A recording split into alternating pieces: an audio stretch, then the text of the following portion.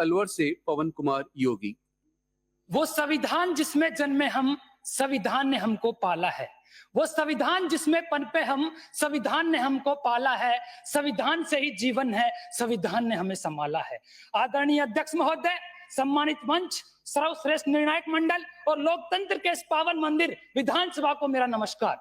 महोदय, 75 वर्ष की यह अद्भुत यात्रा एक साधारण उपलब्धि नहीं है, क्योंकि जिस समय देश आजाद हुआ और उस समय देश के लिए जो जो संभावनाएं व्यक्त की गई थी, उन सभी संभावनाओं को निरस्त करते हुए, परास्त करते हुए आज संविधान ने अंतरिक्ष पे जाकर चांद पर हमारा तिरंगा लहराया है। महोदय, कुछ लोग संविधान का कटाक्ष करते हुए कहते हैं कि ये संविधान लंबा है, ऐसा है, वैसा है।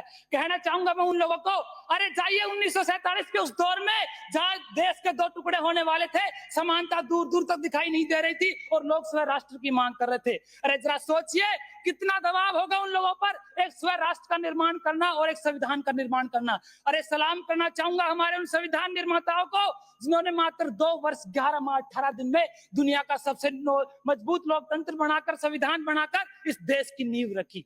महोदय, मेरा सीना तब चौड़ा हो जाता है जब मैं एक रिपोर्ट पढ़ता हूं कि विश्व में 34% जनसंख्या लोकतंत्र के अंतर्गत आती है, लेकिन उसमें से 17% जनसंख्या अकेले मेरे प्यारे भारत महान की आती है। महोदय, कुछ आंकड़ों और तथ्यों के आधार पर बताना चाहूंगा कि 75 वर्ष की इस यात्रा में कैसे संविधान ने भारत को प्रगति की ओर अग्रसर किया है।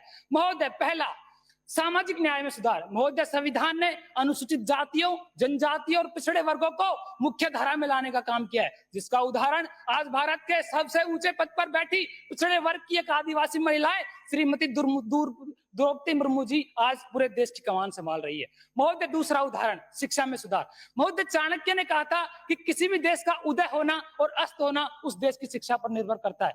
इसी के चलते राइट टू एजुकेशन एक्ट 2009 के तहत शिक्षा को मौलिक अधिकार दिया गया, जिसके तहत आज 96% बच्चों को सरकारी स्कूल में शिक्षा मुफ्त मिल रही है, जो कि कहीं ना कहीं हमको विकसित भारत की ओर अग्रसर करेगी। महोदय, तीसरा, राष्ट्र की एकता और अखंडता में सुधार। महोदय, बाबा साहेब अंबेडकर का संविधान धारा 370 की दीवार के कारण जम्मू कश्मीर की तरफ देख भी नहीं सकता था, जिसके कारण हमारी एकता और अखंडता पर प्रश्न चिन्ह उठाया जाता था।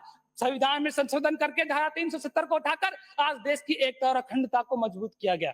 महोदय, 75 वर्ष की इस यात्रा में हमने एक ऐसे समाज को स्थापित किया है जो विभिन्नता को सम्मान देता है, सबको समान अधिकार देता है और सबकी रक्षा करता है। महोदय, ये यात्रा यही नहीं रुकेगी, ये यात्रा तब तक चलती रहेगी जब हम सभी संविधान के कर्तव्यों का पालन करते हुए, 11 संकल्पों को अपनाते हुए, जब हम इसी संविधान की 2048 में 98वां जन्मदिन मनाएंगे, एक विकसित भारत के रूप में मनाए, तब जाके ये यात्रा रुकेगी। और अंत में संविधान के लिए इतना ही कहना चाहूंगा कि रुतबा हमारे सर को इस संविधान से मिला है, कि रुतबा हमारे संविधान को इस संविधान से मिला है। अरे मुझे जीने का अधिकार भी संविधान से मिला है, औरों को मिलता है जो मुकद्दर से मिलता है, मुझे बहुत बहुत धन्यवाद। संविधान से मिला है। Thank you.